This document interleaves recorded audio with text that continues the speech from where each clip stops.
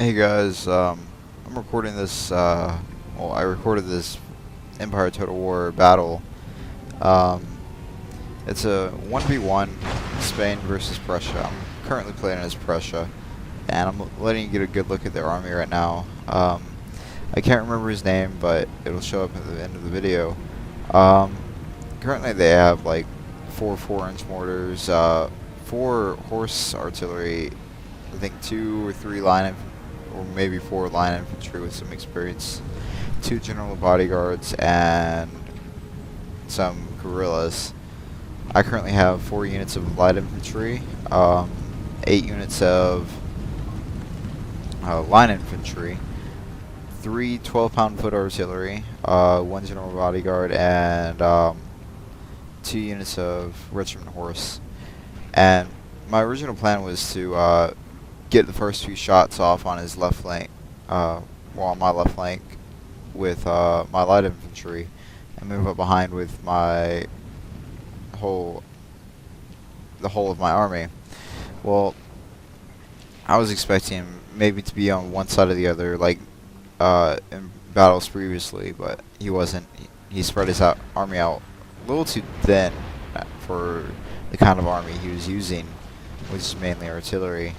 I set up my artillery on the left side to hopefully push him into the whole body of my army, which didn't really factor into that because his army was smaller than I thought it would be.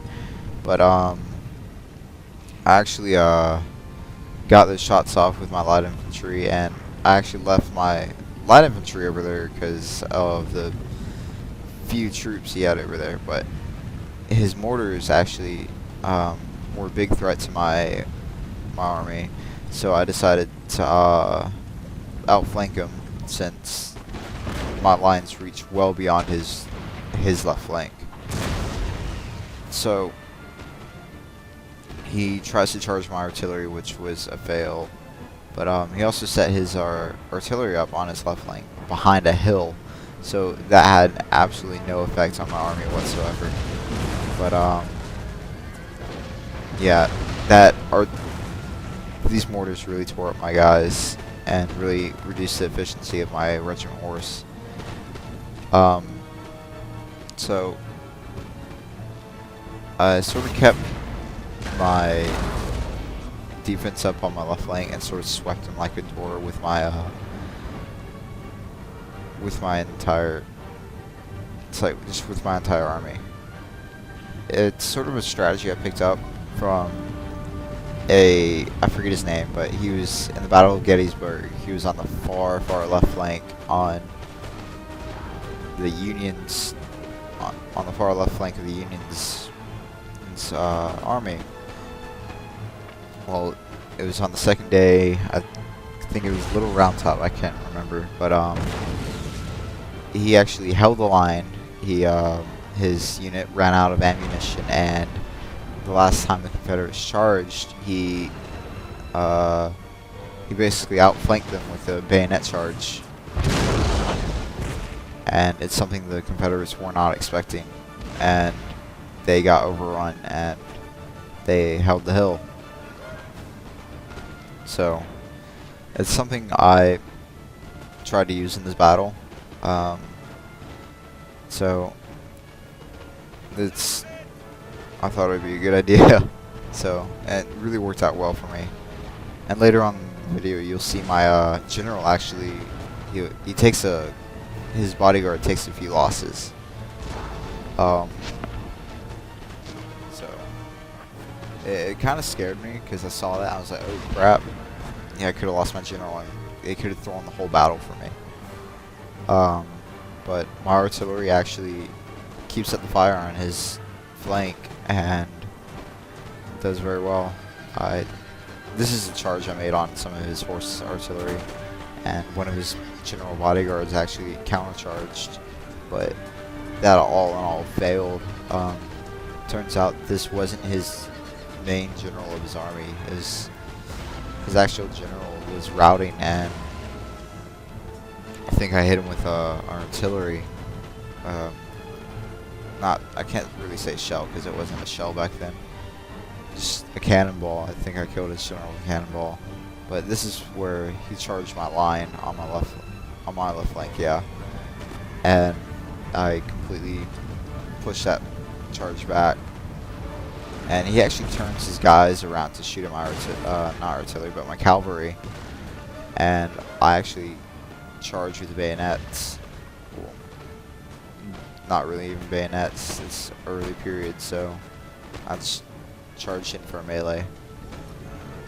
So, and this battle, all in all, is one of my best battles that I've had in a while. Mostly because of logistics, I guess you can say. He really brought the wrong tools to the wrong battle. So I tried to play. Oh, yeah, this is where his general died. I couldn't find his body, so I sort of just gave up and let you see the rest of the battle sort of play out. And you can see all of his men are now retreating, and it was inevitable just because of how many more guys I had. I had about 302 more guys than he did. So it's just, so he only had 2 units left, his horse artillery and some guerrillas. And so I just made sure those I reformed, and I actually didn't even really shoot at the artillery because I don't know. My you'll see here that I open up on these guerrillas and they immediately start routing after a few shots from my cannons. And so here's my general. You'll see that he did have 16 guys. Now he's only down to 9. But yeah, there go the guerrillas. I was gonna outflank him with my light. I think that was light infantry on the left. Yeah, the light infantry on the left. But they immediately started routing, so there's no real need.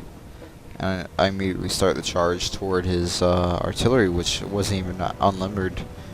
And that's immediately what he tries to do with them. But my cannons open up and actually start causing his guys to rout. So it wasn't a very difficult battle.